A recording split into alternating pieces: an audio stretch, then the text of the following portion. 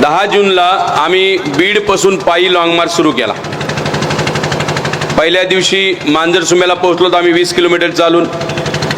दुसऱ्या दिवशी आम्ही 28 किलोमीटर चालून पाटोदा शहरात पोहोचलो,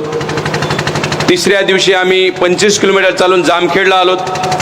चौथ्या दिवशी 18 किलोमीटर चालून आम्ही आष्टीत आलो,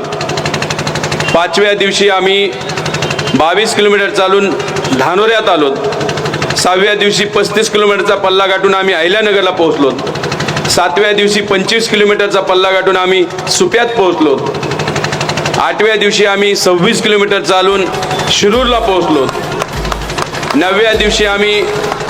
40 किलोमीटरचा पल्ला गाठला आणि आम्ही भीमा कोरेगावला पोहोचलो, 10व्या दिवशी परत 22 किलोमीटर चालून आम्ही पुण्यात पोहोचलो, 11व्या दिवशी आम्ही पुण्यातून पिंपरीला आलो 17 किलोमीटर चालून, 12व्या दिवशी आम्ही पिंपरीतून तळेगाव दाभाडेला पोहोचलो, तिथं मुक्काम केला, 13व्या दिवशी आम्ही तळेगाव दाभाडेतून लोणावळ्यात आलो आणि हा आजचा 14वा दिवस आहे आणि आज आम्ही लोणावळ्यातून खोपोलीला आलो मुक्कामी आणि उद्या याचा 15वा दिवस असेल। आम्ही पनवेलला मुक्कामी थांबणार आहोत, 16व्या दिवशी चेंबूरला मुक्कामाला थांबणार आहोत आणि 17व्या दिवशी चैत्यभूमीला याचा समारोप होणार आहे।